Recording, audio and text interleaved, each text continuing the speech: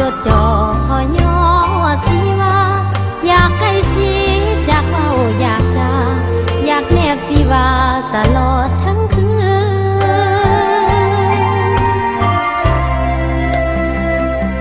นนี้เขานอนเขาเคียงมองกับภายหรือนั้นจึงปล่อยเมียน้องจาบันทรมานหัวใจสุดฝืนเมียใหญ่เขาคุมหางไว้สุ่มหรือพอควันยืน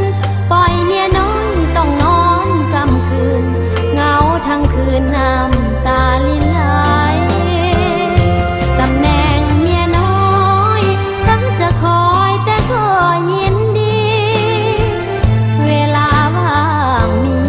เสี้ยวนาทีมาเยี่ยมก็ได้ในเดือนหนึ่งนั้นขอ7 วันเท่านั้นพอใจส่วนที่เหลือเป็นของเมียใหญ่ผลกำไรให้เขาครอบครองจำต้องกำคืนสุดทนฝืนน้ำตาลินหลังกายใจมอบให้เขาทุกอย่างหวังห่วมทางเป็นคู่ละครถึงมาทีหลังเพียงแต่ต่างเป็นหนึ่งเป็นสอ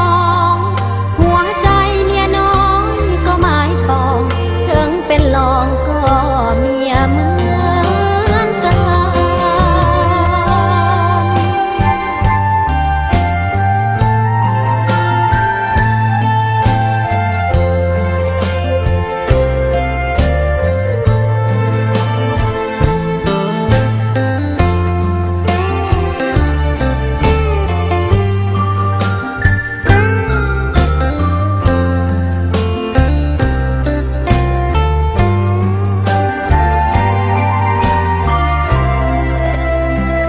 จำต้องกำคืน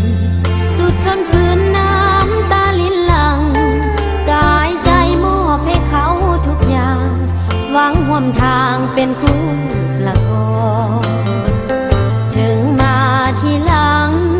เพียงแต่ต่างเป็นหนึ่งเป็น